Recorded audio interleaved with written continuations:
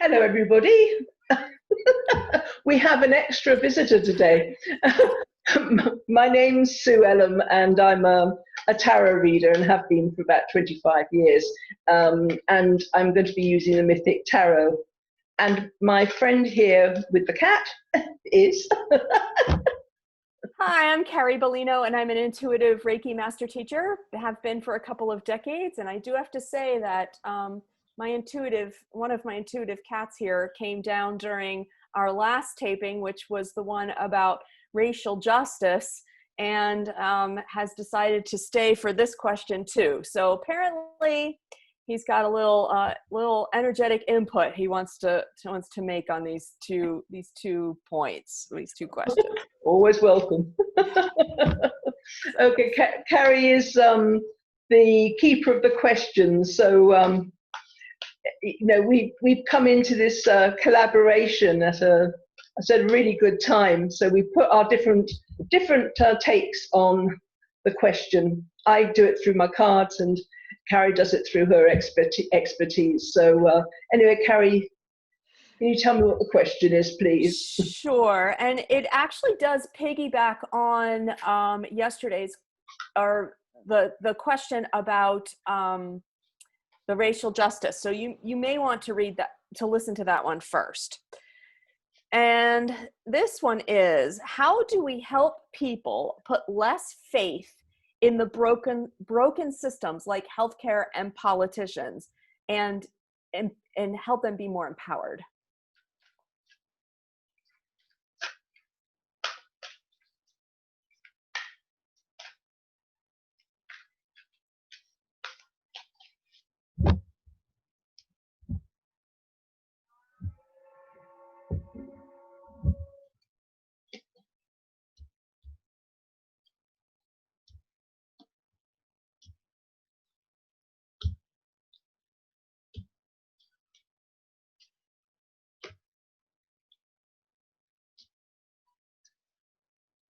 Interesting, these are quite positive, these cards. It's about showing people that they've got something better to live for. A lot of times when people support a broken system, it's because they think that's the best they can get. There's nothing else out there. And and especially depends on how the broken system speaks to them. Maybe they're saying, well, you're broken, but we can mend you. But until people get this restlessness, they feel they can do more with their lives, and there's possibilities of doing better things in the future. Until they get to that point, it's like, I don't want to say broken people, but I want to say hopeless people believe in broken systems because they haven't maybe never known anything different. But until they get this spark in them saying, I can do better than this, there's more hope out there. That is how, by giving people hope. And I think that's one of the first ways of doing it, because from that restlessness, then there's, I can't wait to get out there. I don't want to sit and wait for things to come to me. I'm ready to go out there and adventure and explore the world. I'm ready for all these new things.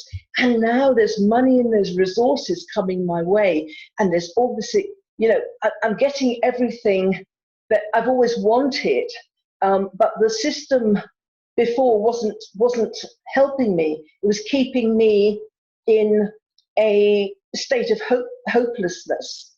So until you get people, I think all of us, I'm not talking just about one country, I'm talking about worldwide countries, until we get people in leadership positions that care about the population, this is going to, the feeling of hopelessness that will continue. We have to have people that, even if it takes a while, if we know their hearts are in the right place, they're trying and they're doing it bit by bit, then, and that we will eventually get the money and the resources coming in that will help us get into new areas and because the next one is new work, new opportunities coming up, maybe doing some study, or changing your vocation. But all these are really positive, but we can't get this stirring of restlessness if we're hopeless. And here we have success. People patting us on the back and saying, well done, you've done really well. So it just goes to show how much a broken system and a broken government keeps people in this hopeless feeling, and we're not able to kind of get the imagination going because we don't think there's any point to it. But we do have to walk away and make a conscious choice of walking away from the old. Don't support the things that are broken. Demand change. We are the population. People in power, they are our servants. They are in power in order to do our bidding in a democracy. That is their purpose, to serve us. They're not there to serve themselves. They're there to serve us.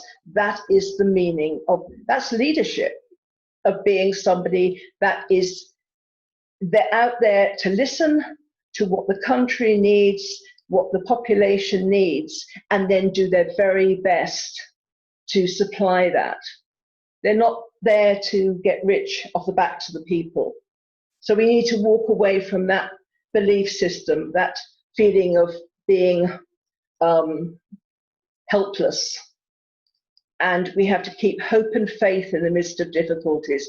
Understand that we as individuals, none of us are powerless. I remember seeing a cartoon, and there was it was a cliff, and there was like, it was like walking the plank, you know, there was a plank of wood, and there was hundreds of people all stood on this plank of wood on the cliff, and there was one person, it kind of obviously a person in like all dressed up, and you know, they're a person of authority, but they were out, stood on this plank of wood over the cliff. And if the population, if those people had stepped off that plank of wood, that person would have disappeared. But we have to be prepared to walk away and get off that, get off that piece of wood that is supporting them and allowing them to do whatever they're doing behind closed doors. But if we can just get rid of the broken people who are in leadership positions all over the world, there is so much success and money and resources and work and hope and excitement ahead of us. And that's what the cards say.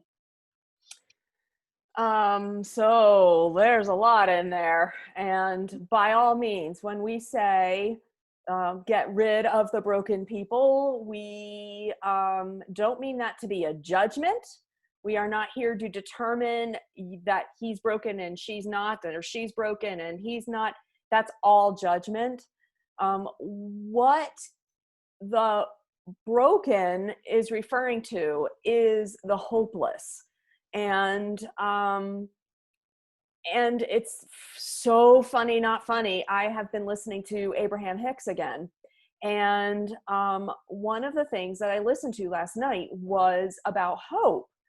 And I have not always been a big proponent of hope because I waffle. Hope is, to me, often says, if you are hoping, that means you know you have lack. And if you know you have lack, that's an energy that you don't want to keep supporting.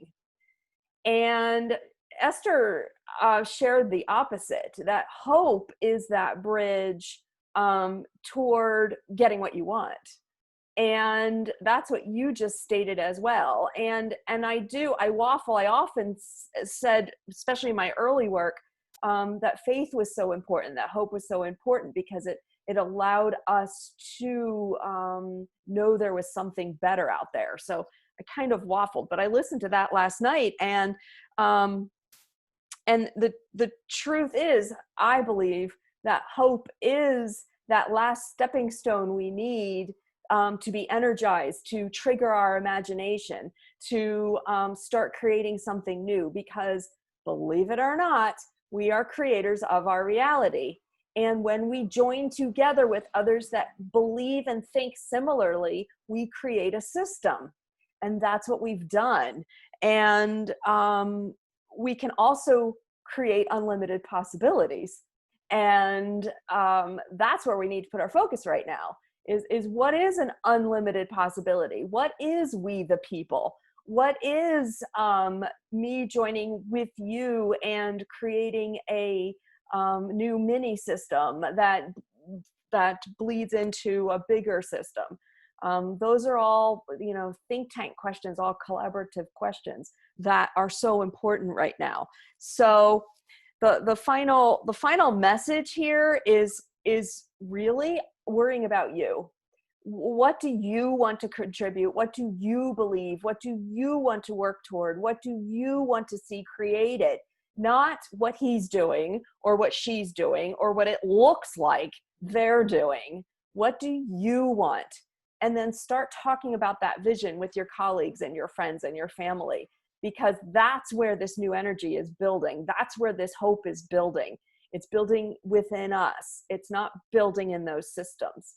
So for those of you who want to encourage others to not put their faith and their helplessness into those broken systems, I encourage you to start having conversations about what they do want, because it appears that we have sides, but what we all want is safety, health, abundance. We just all see it coming from different avenues, but we're all unified in what we want. So that unification thread is what we need to focus on as we're moving into hopeful and out of helplessness. That's very, I think it's very powerful, isn't it? Because people, when they feel hopeless, because it's always been that way, they don't realize that there's just a small shift in perception or belief system, and a whole new world can open up if they just aspire to it, hope and aspire, something better. Yeah. It's really interesting. So could you please repeat the question again? I sure can. How do we help people or ourselves put less faith in broken systems like healthcare and politicians and become more empowered? And there you go. Okay, well, I hope that's been of help to people, and that's our take on it. So thank you very much for joining us. See you later. Bye.